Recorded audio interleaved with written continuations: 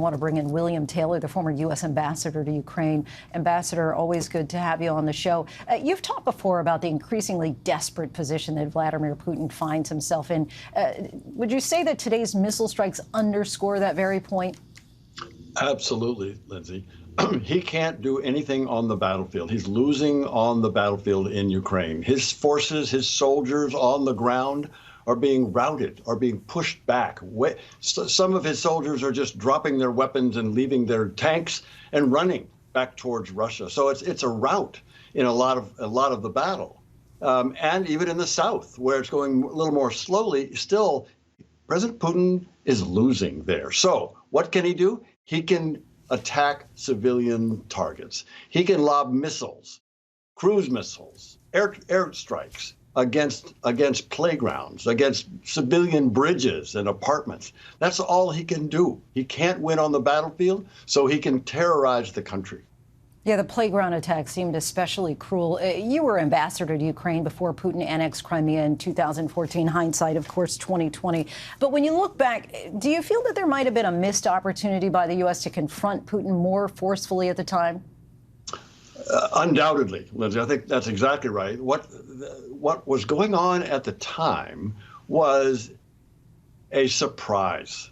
So when President Putin invaded his neighbor in 2014, starting with Crimea and then other part of Ukraine, that was the first time since World War II that any nation in Europe had invaded its neighbor with the intent of changing the border. So we were surprised. I think the world was surprised. The Ukrainians were surprised. And it took time to react.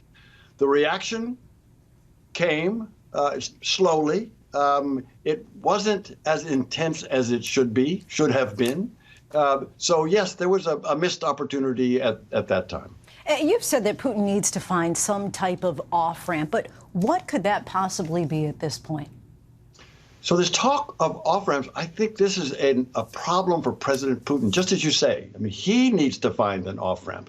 He's losing on the battlefield. He's probably running out of cruise missiles to lob into Ukraine. That's his last hope, is these missiles that he's got. He's probably running out of those. So he needs a way out. He needs to find an off-ramp himself. We're not going to give it to him. President Biden is not going to offer him anything. President Zelensky is clearly not going to offer President Putin anything for invading his country and killing his people and destroying his infrastructure. No, there's no gifts. There's nothing that the West or the Ukrainians or the Americans can give to Putin. He has to find his way out. He's in trouble. He's in trouble, Lindsay. He's in trouble politically. He's in trouble with his so-called allies or his partners. He's in trouble with his people, both on the left and on the right. He's got big trouble, and he needs to find an off-ramp. And the way to do it is to pull his troops out of Ukraine. All right, Ambassador Taylor, always appreciate your insight. Thanks so much for coming back on the show. Thank you, Lindsay.